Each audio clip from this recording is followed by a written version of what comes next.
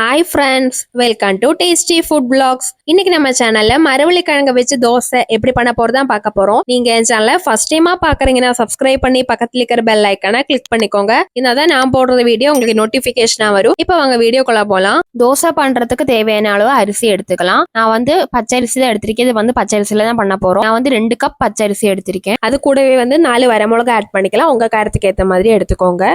இது எல்லாமே முழுகிற அளவுக்கு வரைக்கும் நம்ம தண்ணி ஆட் பண்ணிக்கலாம். இது வந்து ஒரு 2 இல்ல 3 மணிக்கூர் வரைக்கும் நல்லா சோக் பண்ண வச்சுக்கோங்க. அதுக்கப்புறமா மிக்ஸி இல்ல கிரைண்டர்ல ஆட் பண்ணி நல்லா மையா அரைச்சுக்கோங்க. நான் 2 பெரிய மரவள்ளி கிழங்கு வந்து எடுத்திருந்தேன். மரவள்ளி கிழங்கு வந்து நம்ம கட் பண்ணிக்கலாம். இதே மாதிரி சின்ன சின்ன பீஸா கட் பண்ணிக்கோங்க. இதே மாதிரி எல்லாமே கட் பண்ணிக்கலாம். 1 டைம் கூட வாஷ் பண்ணிட்டு அதுக்கப்புறம் நம்ம மிக்ஸி ஜார்ல ஆட் பண்ணிக்கலாம். அதுக்கப்புறமா எல்லாமே நல்லா ஃபைன் பேஸ்டா அரைச்சிட்டு வந்துக்கலாம். இந்த மாதிரி நல்லா ஃபைன் பேஸ்டா அரைச்சுக்கோங்க. மிக்ஸி ஜார்ல அரிசி வரமிளகா ஆட் பண்ணி நல்லா ஃபைன் பேஸ்டா அரைச்சிட்டு வந்துக்கலாம். இந்த மாதிரி அரைச்சிட்டு வந்தா போதும். இந்த மாதிரி நல்லா அரைச்சிட்டு வந்துக்கோங்க. இது வந்து நம்ம அந்த மரவள்ளி கிழங்கு மாவுல வந்து ஆட் பண்ணி நல்லா மிக்ஸ் பண்ணிக்கலாம். கையால நல்லா மிக்ஸ் பண்ணிக்கலாம். கையில வந்து நல்லா ரெண்டுமே நல்லா கலந்து விட்டுக்கலாம். அது அங்க இருக்கட்டும். நம்ம எல்லாமே இதே மாதிரி அரைச்சிட்டு வந்துக்கலாம்.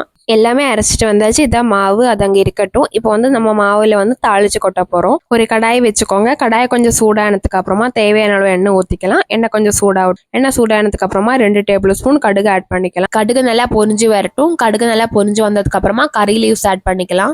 கறி லீவ்ஸ் ஆட் பண்ணி அதுவும் நல்லா பொரிஞ்சு வரட்டும். அது நல்லா பொரிஞ்சதுக்கு அப்புறமா உங்களுக்கு இந்த ஸ்டேஜ்ல வேணும்னா வெங்காயம் வந்து ஃபைனா சாப் பண்ணி ஆட் பண்ணிக்கலாம். ஆட் பண்ணி நல்ல ப்ரௌன் கலர் ஆகிறது வரைக்கும் வதங்க விட்டுட்டு அது வந்து உங்களுக்கு மாவுல வந்து ஆட் பண்ணிக்கலாம். அப்படி உங்களுக்கு ஆட் பண்றது பிடிக்காதுன்னா, உங்களுக்கு வந்து வெங்காயம் ஆட் பண்றது பிடிக்கும் ஆனா வெங்காயம் இருக்கிறது காணக்கூடாதுன்னா நீங்க வந்து மாவுல வந்து ஆட் பண்ணிட்டு அரைச்சுக்கோங்க. அப்போ அது கூட நல்லா தான் இருக்கும். ஆட் பண்ணிட்டு எல்லாமே நல்லா மிக்ஸ் பண்ணிக்கோங்க. இதான் கன்சிஸ்டன்சி. இப்போ இப்படிதான் மாவு இருக்கு. உங்களுக்கு புளிக்க வேண்டாம்னா நீங்க வந்து ஃப்ரிட்ஜ்ல வச்சுக்கலாம். உங்களுக்கு ஊத்த போறீங்கன்னா நீங்க வந்து மாவு வெளியில வச்சிடுங்க, புளிக்கட்டும். ஒரு 2 ஹவர் வந்து புளிக்க வச்சிருங்க. நல்லா புளிச்சு நல்லா பொந்தி வந்துடும். தோசை ஊத்தும் போது உங்களுக்கு காமிக்கிறேன். தோசைக்கல்ல சூடாயிடுச்சு. மாவு ஊத்திக்கலாம். ஒரு கரண்டி மாவு எடுத்து சுத்தி விட்டுக்கலாம். நல்லா மெலிசா ஊத்திக்கோங்க. ஒரு ஸ்பூன் எண்ணெய் ஊத்திக்கலாம். இந்த பக்கம் நல்லா ஆயிடுச்சு. மெதுவா எடுத்து அந்த பக்கம் திருப்பி போட்டுக்கலாம். இது வந்து நல்லா வேவணும். மீடியம் டு ஹை ஃப்ளேம்ல வச்சுக்கோங்க.